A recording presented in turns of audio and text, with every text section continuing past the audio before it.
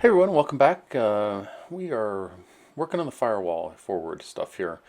Some of you may have remembered from a couple videos ago that I had a different system. This is the new system that I've got.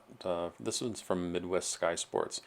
And if you're working on a sling and looking for a good way to consolidate a bunch of the fuel flow processes, I strongly recommend doing it. It's super slick. It makes it easy to install a whole bunch of the hoses and whatnot that normally are in place, and it makes it easy to actually change out the fuel filter. I had to tear out basically what I had because I really like this system enough that it warranted the extra work. I put a plate in there and put some silicone that's firewall rated to basically go between the firewall and a plate that I'd put in there because the with the holes that I'd put in place, it basically needed a little bit more reinforcement and also to seal the holes up. So I went through and I got it all together, put it in place, and started working on the fuel lines, getting those all plumbed up. Because I'm planning on using the Teflon lines, and I really needed to get all of the lines pre-run so that I knew what sort of links that I was going to need from the Teflon. And since I already have the material, I figured I'd just use it to basically stage a build. This is the fuel flow sensor that I'm wiring up here, getting that all squared away. And but once that's done, then everything basically is together at that point in time. So the one problem that I ran into was when I was working on installing the unit, I wound up installing it so one of the fuel flow lines comes out of the back, and the 90-degree turn that comes off the fitting that is from Midwest Sky Sports just was a little too close for comfort for me for the steering the right push rod that goes to the nose wheel there. It was probably like within a half an inch, and that's the Swiss cheese that firewall looked like after I'd been doing some work on it. Since I needed to go back and rework it, I used a sheet of steel instead of aluminum this time, and did the same application process of the silicone and put it on there. Uh, I didn't treat the stainless steel at this phase of things because I knew that I was going to be taking that panel off, and that's what the hoses look like when I got done with it, and that helped create the links that I needed. So I did come back and treat it. It's been cleaned up at this point in time. And moving along, we got the cowling installation going on here. This is an easy, I don't know, this took me a half hour, 45 minutes. The cowling cover actually was short from the factory. So I needed to figure out a way to fill this in. I've never worked with fiberglass before, so I talked to a friend of mine who was quite familiar with it. That's my very first fiberglass job. Don't judge me. I knew that I needed to build it up so that it got even. Again, Henry at Midwest, I talked to him at Oshkosh about this, and he strongly recommended not to use a body filler to close that gap, and recommended using the fiberglass. So that's the route that I went. It actually looks really good at this point in time. The next things that I needed to do after I got the top portion of the cowling filled up was to get the doors squared away. This is just the steps out of the manual. This isn't hard. It's basically if you've done any sort of work around installing hinges, you just basically line it up, get the holes squared away, and work them through. I am recessing all of the rivets, so there's I'm not using the 142 rivets that normally come. I'm using I think it's like a 253 or something like that. It's a countersunk rivet. So there will be a little bit of body fill that I'll need to come back and take care of, but I just think it'll be a cleaner look. There was one builder who had some quick releases on this cover. Really liked it. But I'm I can come back around and do that at a later time if I want to go down that route. So I just went ahead and used the cam locks that come with the kit. Just basically making sure that the door fits well, and then there are some specific measurements where they recommend for the cam locks to go in place. It's just a simple process of punching a very small hole to make sure everything gets lined up, enlarging it a little bit, and I do have a little jig that I made for installing the receiving portion of the cam locks. I used that on the cowling when I initially did them, and then it's just been sitting around, so I grabbed that, and it's really great because it allows you to line up the rivets for the hole itself, and that's me just enlarging the holes to fit the cam locks itself. You might have seen me struggle getting those in. Once I enlarge it, it goes together pretty smooth. So again, rinse and repeat on the left side, and then get those doors scored away. I don't know, it took me maybe an evening to get this done. It wasn't horrible to take care of it. It was, especially after you do one side, the second side, like if everything else, you once you learn how to do it, it's not terrible to do.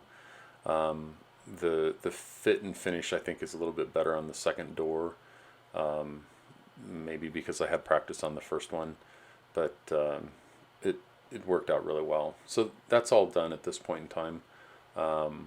I probably have a little bit of cleanup to do on it, but it's nothing major. So, and you know, if it's a little difficult to get that cam lock in there like that, then it's just a matter of that there just needs to be a little bit more material removed. So I've got the hoses for the firewall forward here, and I was removing them. I mentioned earlier that I came back around and did some primer coating. This is where I did the application of that. Because it's fairly exposed to the elements, at least you know on the ground or anything that might come up in flight. I needed to add that extra layer for protection, just since that material is pretty exposed. And then this is just a process of sorting out the goes in to goes out to, and making sure the hoses are run well. And then now that I've got that pretty well squared away, I still have the fuel sender to deal with. I needed to make one more adjustment to that, and so that's not quite on yet. And then torqued everything, and then applied torque seal to everything to make sure, you know, to show that that's part's done. These are the Teflon hoses, so they come with the fire sleeves already in you know, they're part of the actual hose itself, which is great because then I don't have to worry about that either. The both the fuel coming out from the firewall and going back in through the firewall are just one right next to the other. So there's just one location inside there. That's what the finished product looked like. I did have to make a small adjustment where one of the hoses was just a little bit too high, so it was interfering with the turbo intercooler there, and I'd fixed that, and now it's got enough clearance on there. Turbo intercooler is not completely finished, but I'm working towards that. Getting this is the Windows installation. This is the next step, and it's really blowing my mind that this is where I'm at with the project, because it feels like I'm getting close to moving it to the airport. Up to this point in time, it's just been like, okay, well, there's, you know, the 30 or 40 or 50 or 100 things that still have to be done, and there's still that much to do. But I can almost rattle off the things that are left to be done in a short conversation now, rather than droning on the dozens upon dozens of things that have to be done. So it's kind of crazy. This actually went really well. It does take a lot of on and off to do this process right. What I would wind up doing is, if you see that blue tape that's there, I would align that tape with what I could see through and it's almost a plexiglass for alignment, and then I would bring it over and I would sand a little bit more off, and then I'd bring it back and then put it back on and validate it.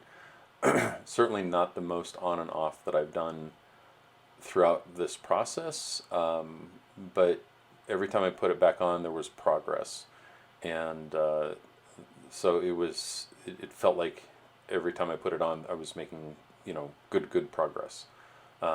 Basically, what I'd use is the Dremel. It's not my favorite tool for this because it does do a bit of an uneven surface or a finish on the end, but that's why I use that flat sander.